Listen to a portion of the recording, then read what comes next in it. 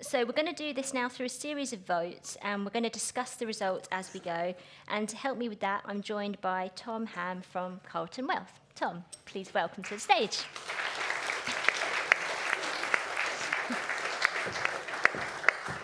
You are rocking your special skill. Yeah, I've not got my posh one on though. I'm close. You've got a posh one, haven't Well, that was the posh one I wore in London, but I'm too fat for it now. you? I don't know what to do with that. All right, I'm just going to move on. I'm going to move on. Right. No, you're not too fat for it, is what I should have said. Is No, that no, right? it's fine. It's physics. It's not a problem. Yeah, he is. Is that you, Kay, heckling from the side? Right, let's move on before I lose control. Right, so we're going to go through a series of votes now. We're going to be quite pacey with this, and Tom's going to kind of help me kind of co-host as we go through. So we want you to build your inventory on this poll. So you're hopefully familiar with the sort of poll setup now, but you need to just go back into your phone and access that.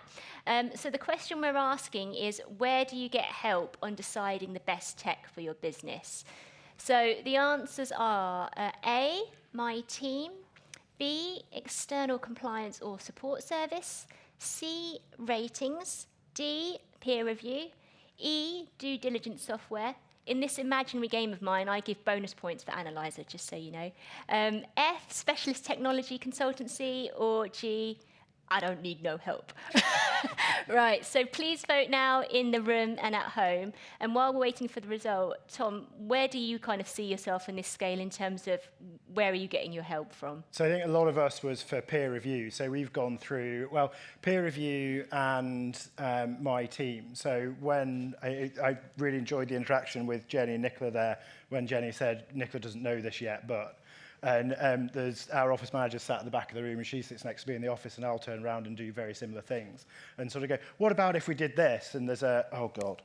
And a lot of the time it's just a sense check. And then we go to, there's some very good Facebook and other social media groups where you can access a lot of advisor knowledge and set up polls and ask questions. Okay. Because we've had a lot of experience. We've dealt with technology consultants in the past, and the view that they've given us hasn't necessarily reflected reality. So I always care about other people, like the people in the room and their view. Okay, brilliant. So how's that shaping out then? Oh, look, it's like you've got Steve's telepathy skills, right? So peer review is coming out quite high, over 50% of the portion of the vote. My team is edging up. It looks like kind of peer review might be edging it. And I suppose that's a kind of, you trust people who are kind of working in similar businesses. Yeah. You trust people that have kind of been through this experience before, which is kind of hopefully helpful from lessons for today absolutely. as well. I think there is genuinely a disconnect sometimes between the consultancy view, and we've seen it, and the actual reality. So yeah, I think I'd 100% agree with that. Okay, brilliant. Right, so next question then. I will try and get it to come up on the screen. Right, so dodge the bullets. Do you want to give this one a go, Tom? Okay, so which is harder, choosing tech and getting it to work, or having the right people to get the most out of it? Please vote now. Yeah. So the options are, of those votes, tech or people. It's quite obvious, that one. Yeah. And for you, what's the situation there? It's people. I think it's really difficult. I mean, I think everybody who's scaling a business can probably relate to the fact that, it's really hard to get good people at the moment. We're really fortunate. I've got to say this because most of them are in their building. We've got a great team in our business. Hopefully you would say that anyway. I would say that even if they weren't here. But no, we've got a great team, but it's been took time to assemble that team. And the tech bit you can change really easily, but if you make an error on the people, that's much more difficult and disruptive and hurtful for the people that perhaps it wasn't right for. Okay. So we'll see if I'm wrong. Okay. Need some kind of like amazing hold music or something. Yeah, no, it's kind of one of those things actually. So kind of when we were drafting these questions, I was kind of framing them in the context of choose your tech, this and that, this and that. And a lot of the feedback that I got through kind of conversations with people was, we need to talk about people. We need to talk about the team and the role they play on this. So let's see. It looks like getting the right people and getting the most out of your tech. Yeah, is a people thing. Yeah, if you've got the right people with the right attitude, you can make the tech work. If you've got amazing tech and people that aren't really interested or don't buy into the team mission and aren't coming with you on the journey, then it's just not going to work. Okay, brilliant. Okay, these votes have been fairly decisive so far, so that's good. Our next question is what if you got to replay a level? So if you think back to the nemesis that you picked out at the start of the day when Steve and Rich were standing here, how prepared are you to take on that weak point in your tech now? So that might have been your platform, your practice management system, or any other tool you've got. So A, bring it on. B, more skill points needed. Or C, the road ahead is still scary. Tom, what do you think about this one? So I reckon the vote's going to be B. I think that people are Even gonna after today and all the even knowledge after today, we've shared? I think it's going to be B. But we're in the process of changing our back office and ripping up a lot of things and starting again. So we're definitely in the A camp. Yeah. But I think we'll be the outlier there. And what's the kind of driver for that in ripping things up and starting again? Because we just didn't feel, I think during the session where we had the three back office providers on the stage, it was very much, there is with the incumbents, I'm afraid, deliberately not making eye contact over here somewhere where I think Nick is. There's an element of, I'm sorry, but it does feel a bit like there's an element of, this is best practice. You will do the best practice, and actually we want to do it our way. And so we're a growing business, we want to do it our way, so we've chosen to build something in collaboration with a startup. Oh, there you go. So more skill points needed is getting about 64% of the vote. Some people are feeling more kind of confident in terms of the bring it on, and some people are like, the road ahead is still scary. Well, I can understand it because it's really shit scary. Mm-hmm. It's because you think of you've got the care of all these clients, and it's our responsibility to give them the best experience with the financial planning and maintain the trust with them. And if they log in and see something that's not representative, or they see an odd value, I mean, we had a problem with our current back office with double counting, and a guy rang me up and said, "Look, my portfolio is not really £4 million, is it?" And I was like, "I'm really sorry to say, it's absolutely not." And, how much was it supposed to be? Well, it was supposed to be half of that. But the back office had double counted the wrap and the sub-plans, it was, and that sort of shakes the confidence a little bit. And I suppose, like Jenny and Nicola were saying, it's that thing of if you've chosen a system and you're locked into that system, it's fundamental for your business for 2 years, unless you want to do I think it was Sam did, and pay to get away, basically. Okay, interesting. Right, next question. We've only got a couple more of these. So, save our progress. So this is the name of the game for today. So where do you think you want to save your progress of all the kind of options that are here today? So you've got platforms, retirement income providers, practice management systems, investment management, risk management, and cash flow tools. So I think this might be one where you can choose more than one option. But where do you see, in terms of areas of the market, are the places where progress has been made?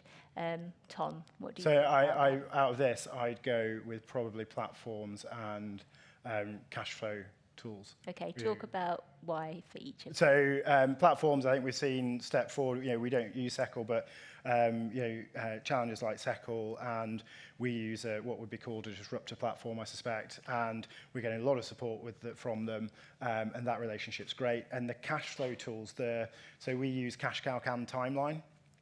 And the experience you can give and the confidence you can give to a client using Timeline with all the data and modelling that you can get out of it, it's brilliant, and it's really transformational. And I was joking to another advisor in the office who was having a sort of conversation, and you could tell it was a conversation about markets. And I joked to him and said, I never have those conversations since I moved to Timeline, because I just go, open the model that we've gone through, and before we've even gotten through the model, they've gone, fuck, it's fine, thanks.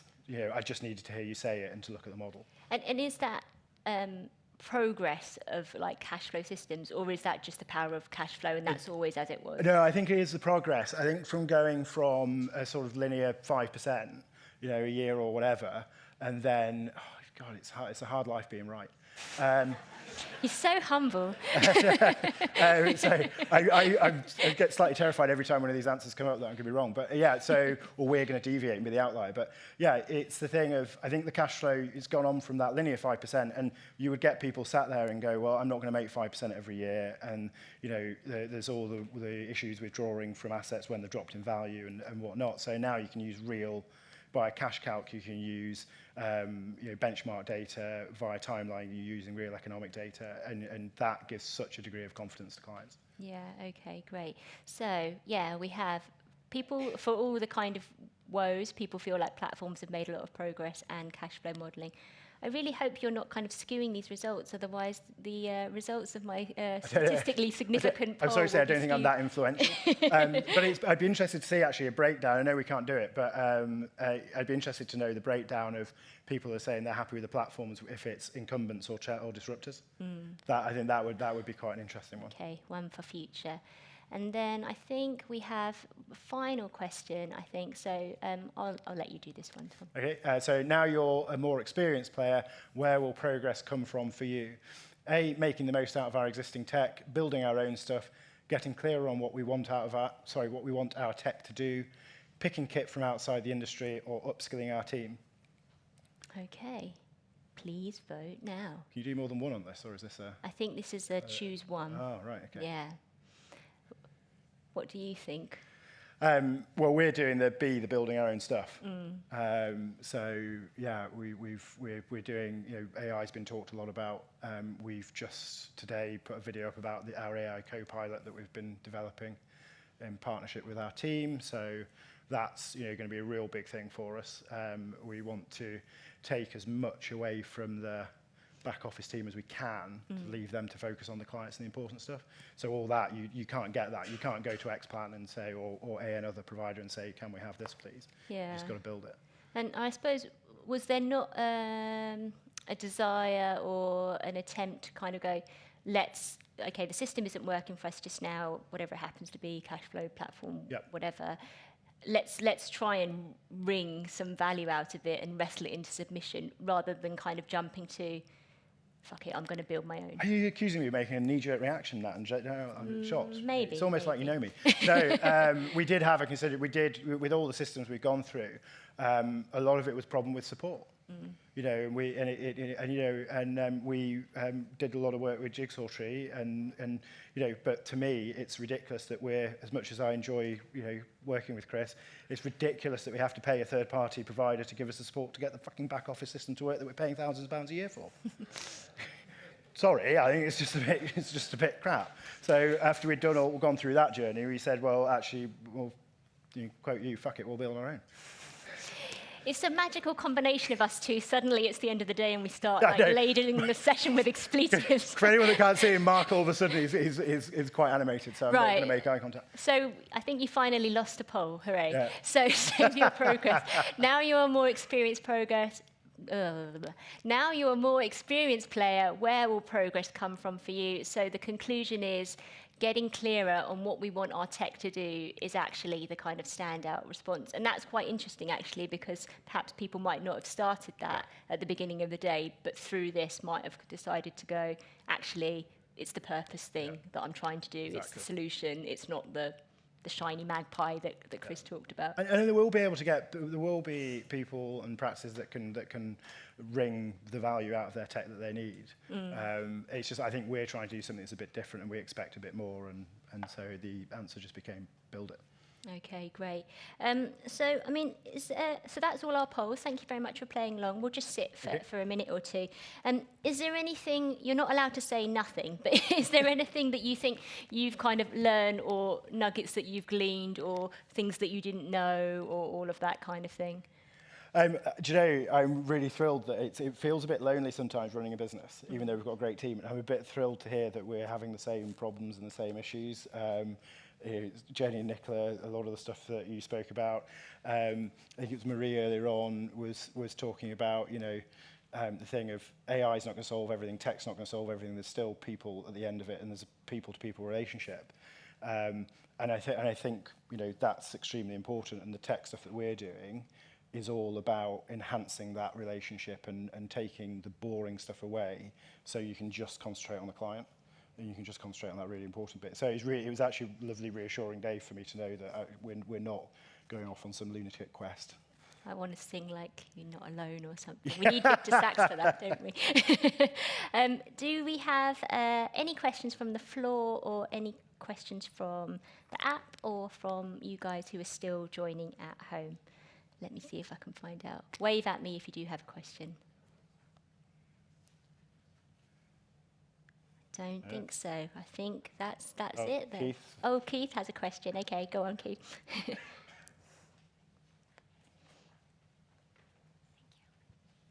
Thanks, Keith. Yeah, so it sounds like you're going through some interesting changes in the business. So I'm just intrigued, what are the sort of challenges you've encountered internally and externally from clients on that journey, and how have you navigated that?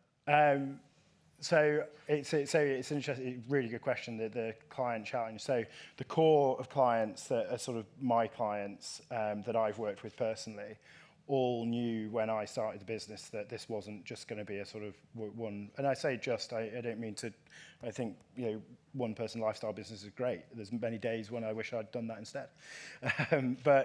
That's not what I was going to do. I was going to try and build something a bit bigger. The interesting bit is so we're part organic growth, part acquisitional. So it's bringing in, and we've got some, I'm going to say more experienced advisors that have joined who are sort of on you know, perhaps on a glide path to retirement, or who are going to be around for a bit longer. And it's a diverse bunch of clients now. We're sort of gone from 40 in the first year to just under 1,000. So it's getting the consistency across the business. So the support team are absolutely all aligned with, this is our mission, this is how we're going to do things. I think so, aren't we? We're all, yeah, good. And then, but it's the interesting is the other advisors, and this is not a criticism of them at all, but they've all worked in various, some of them run their own businesses, etc. So, and their clients have been used to their way of doing things. So actually, it's about bringing all those different clients that have had different advice experiences together and saying, look, this is the future. This is how we're going to add value, and that's so the messaging. Is going to be really difficult around that, I think, and it's, yeah. So that's those are, I think, the main client challenge. Lovely, thank you for that, Keith.